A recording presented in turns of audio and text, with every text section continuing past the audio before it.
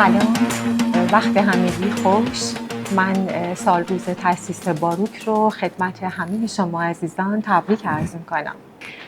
بانک تجارت جزو معدود بانک هایی هست که متمرکز شده روی لاین بانکداری اصناف و اسمی ها.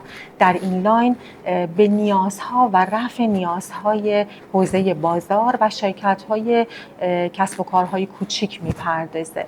از طرف دیگه بانک تجارت همیشه پلتفرم هایی رو داشته که بهش STF صداش میکرده و سعی میکرد که نیازهای حوزه بازار رو در سطح کلان پوشش بده.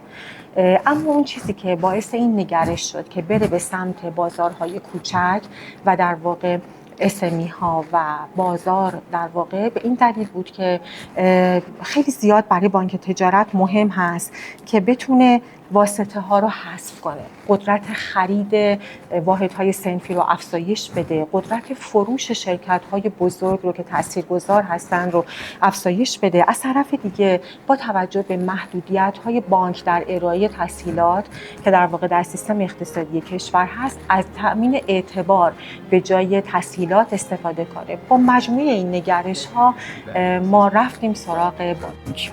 با توجه به اینکه ما همیشه با شرکت‌های خیلی بزرگ طرف هستیم، تأمین نیازهای اونها در اعداد کلان و یک مدل مالی مشخص به وسیله پلتفرم هایی انجام میشه که شاید زحمت بالایی داره اما نه اونقدر زیاد که ما در حوزه بازار طرف هستیم. تفاوت سلیقه در تمامی در واقع بیزینس هایی که در کسب و کارهایی که در سطح بازار هستن، تفاوت مدت ها، تفاوت مبالغ، ریز بودن مبالغ باعث شد که ما نیاز داشته باشیم که یک پلتفرمی که در واقع بازارگاه اعتباری رو برای ما تعریف کنه که کاملا تخصصی از ریزترین در واقع ترانزکشن ها رو بتونه مدیریت بکنه و از طرف دیگه صرفاً هم یک پلتفرمی نباشه که به صورت غیر حضوری کار رو جمع میکنه.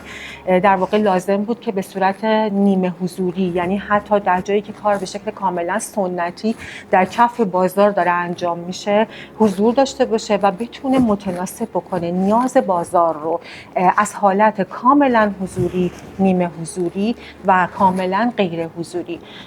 باروک این تخصص رو داره. فکر میکنم از مهر ماه بود که ما با باروک آشنا شدیم، شاید هم قبل‌تر یک کمی توی شهریور. خب باروک یک بخش در واقع خصوصی هست و با ادبیات و زبان خاص خودش. بانک هم که خب یه بانک قدیمی، بانک تجارت، با ادبیات و زبان خاص خودش. ما خیلی هم صفحه و هم کلام نبودیم، هر کی با زبان خودش صحبت میکرد و گاهی باعث میشد که یه سوء تفاهم هایی به وجود بیاد که خب من فکر میکنم یه تشکر ویژه باید از آقای پورهاشم بکنم که سعی کردن که ادبیات این دو بخش رو به هم نزدیک بکنن. لحظات شیرینش خیلی بیشتره، به ویژه اینکه ما پارسال یه رونمایی داشتیم در خدمت بزرگان وزارت اقتصاد و دارایی بودیم و بانک مرکزی و ما باید ظرف یک ماه و نیم پروژه رو به شکل واقعی و کاربردی بالا می آوردیم. تقریبا ما تمام روزها و شبها رو با بچه‌های حرفه‌ای باروک بودیم. بیشتر لحظات شیرینش رو من برای شما میگم که هر بخشش رو که یادم میاد حالمون خوب بوده. متشکرم ازتون. باروک، شما اعتبار دارید.